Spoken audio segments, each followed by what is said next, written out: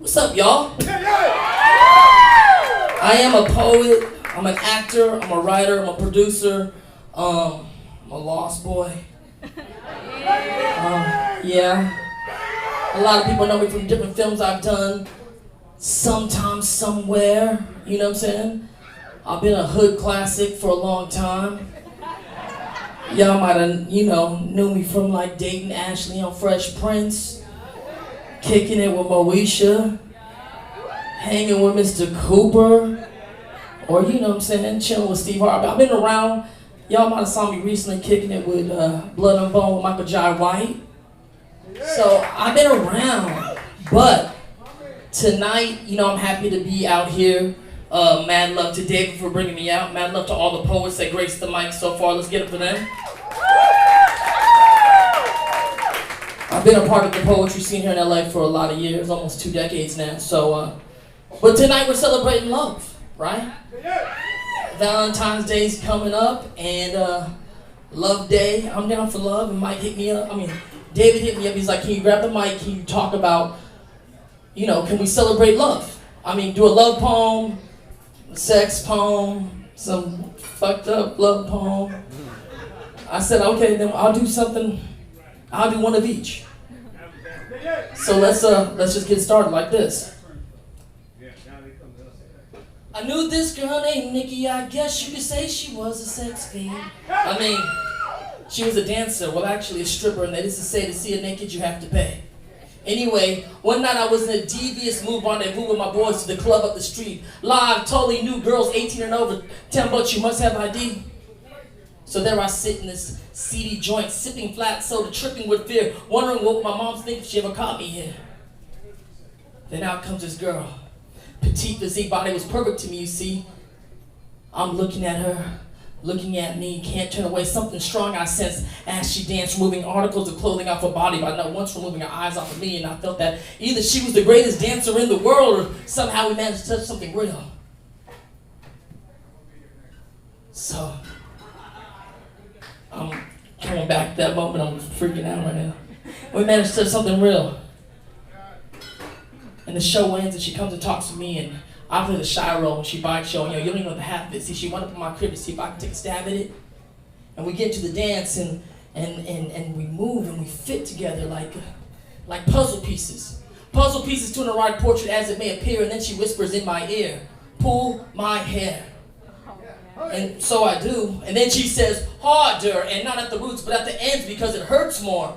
But I never want to hurt her, I want to love her. Tenderly. But somehow I didn't think she would let me. And then she says, "Choke me."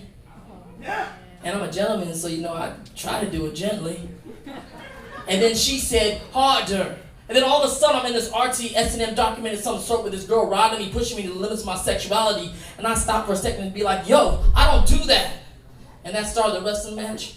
And we were tossing and tumbling on my bed like 2 lion cubs that play on the Discovery Channel. Yeah, we was like animals. And then she winds up on top of me again, and she's like, "Hit me." And I was like, "Oh, shit." I got to admit, I was a little lit. High on her. See, she intoxicates me. Somewhere in the back of my mind, I say, "What the fuck?" And with the palm of my hand, I graze the skin on her chin, oh so gently still. And she says, "Harder."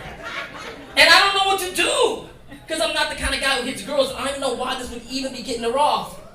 But we were playing chess, and she put me in check. So I slapped her on the cheek, and we tore each other apart in the dark until we arrived. And I don't know what she saw, but me, I was blinded by white lights, laying naked next to her, quivering. Yeah, I know a girl named Nikki. I guess you could say she was a sex fiend. But don't judge her or me. It's just the place I've been. Yeah. Yup, what's up, y'all? So that's a classic piece. I figure it goes with the sex of the night, you know what I'm saying? But I do love Valentine's Day. When I was younger, I would act a certain notoriety around town, and I did my thing. You know what I'm saying? And I actually on Valentine's Day, I would actually carry like 2 dozen roses in the car with me. like at all times, right? So I would drop off flowers to my agents and my managers. Matter of fact, my managers, our anniversary is Valentine, so I would do that. But then I would just like give flowers to random girls in the street. Like, I don't know why. I just thought like it was a charming thing to do. You know what I'm saying? Like even outside of like trying to holler at them, it's like, yo, happy Valentine's Day. If someone hasn't given you a rose today, like, here's a rose. But that kind of stuff gets you in trouble sometimes too, right? So I'm up to another poem, but like this one girl I was dating, right? And then like we were like on a new love thing, and I remember she was like leave her house and was like all love and it's like feeling great, and then she calls me like an hour later and she's like, I'm going shopping with these 5 girls, like my friends, right, with a car. And I'm like, yeah. And she's like super pissed, and she's like, how did your name come up as like the guy I'm dating, and then you slept with 3 of the 5 girls in the car? And I was like, who are you hanging out with? Yes. And you know, so when you're young, things happen. And so here's another poem. Last time I fell in love deep was the hole I dug myself into. Deeper than Atlantis, I prayed like a mantis that this stone that I fancied didn't grow into a planet. Now in the madness of the heart, I may play the fool, but that pussy of hers, that gravitational pull. Still I kept my cool. Even though I knew that I was falling every night, I was calling. On the telephone we was talking, and we was rapping till the sun came up. And the only adjective that I can give is beautiful. And we all want something beautiful, speaking about the mental and the physical, but then there came the spiritual, and so searching I sought and somehow found you. Promised to make you my girl, promised to give you the world, and I did. And we lived happily ever after for a year of my life. Maybe the happiest year of my life. But then came the fear and the fights, and certain things happened in the dark that did not appear in the light. Now who's to blame for dooming this perfect union? Fingers point to me as I try to figure out a reason why I cheated and I lied, and I can't even come up with a clever rhyme for that one. But I do remember that one night when you kicked through my bedroom door and I witnessed my first girl fight. As you grabbed that poor girl out the closet door, across the hardwood floors, scratching and screaming, screaming and scratching. How could you? In our room, in our bed, and as everything turned black, I got red. And it didn't matter, we didn't fight much in our relationship because that night we both bled. And with one quick slice, I cut out your heart. And the tears that you bled dripped as they dropped, but it didn't stop us from fighting. You yelled, I yelled back, and that shit has escalated. You moved to attack my face, you slapped. In a millisecond, I reacted, and all of a sudden, in comes my cousin, and I'm slammed against the wall on my back. Next beat, I'm on the street, and I'm drenched from my head to my feet, and I'll never forget the raindrops on my face that night that I dissed you, like the soft raindrops on my face the first night that I kissed you. And I cannot lie now and say I don't miss you, or that I don't think about you every time I listen to the Miseducation of Lauryn Hill, the 3rd track. And it's not that I want you back. It's just I want to apologize for acting whack. And let you know that I am chilling before things get worse. And of course I want to fall in love again. But maybe I should grow up first. Yeah. Thank you. But now today, I'm like grown up. And you know, business is good. Now, I mean, I'm older than I look. I'm older than I look. I'm like, it's crazy. Let's just put this. I've been an actor for 30 years, which is crazy. Right. Thank you.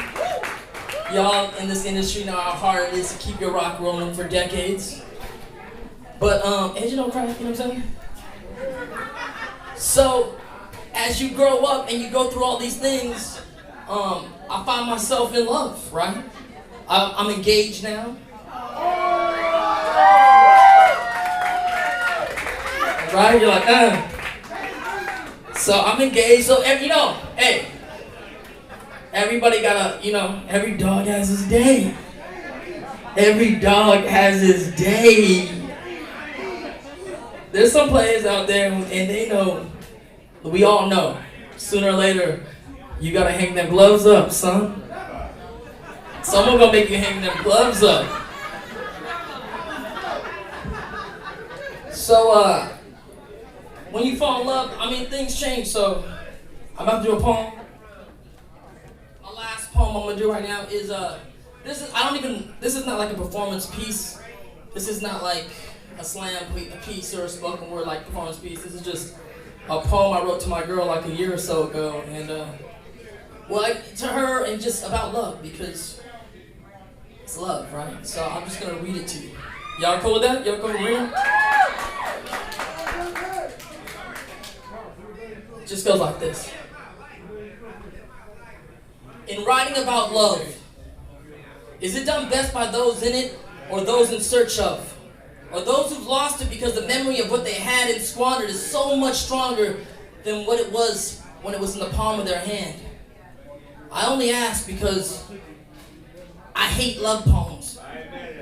I hate them. Well, maybe that's the wrong word. See, we're talking about love. They're just so boring. I see your eyes in the sunrise in the morning, and birds and butterflies and shit. Let's just say I'm unimpressed.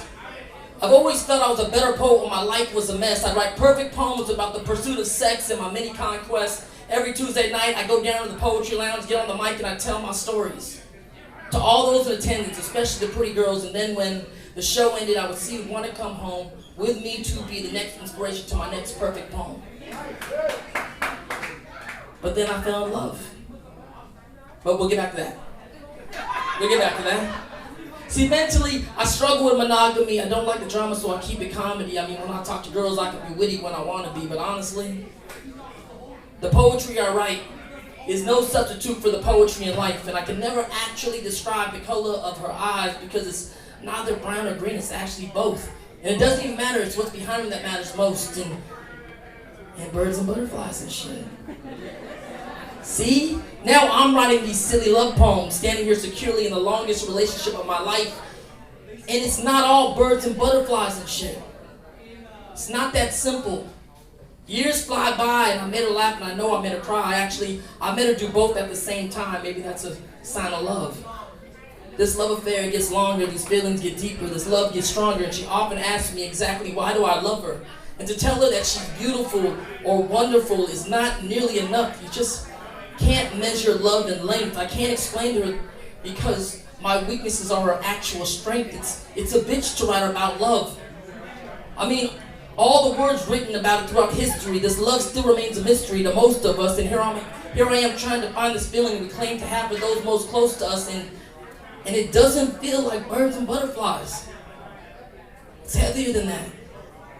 It carries a certain weight. Some say it weighs them down. Me, I choose to think of it as an anchor, and I have to thank her for holding me down, because somehow she managed to hold me up. Hold up. Let's get back to this thing called love. It's something that we all need to write about, because it's so big.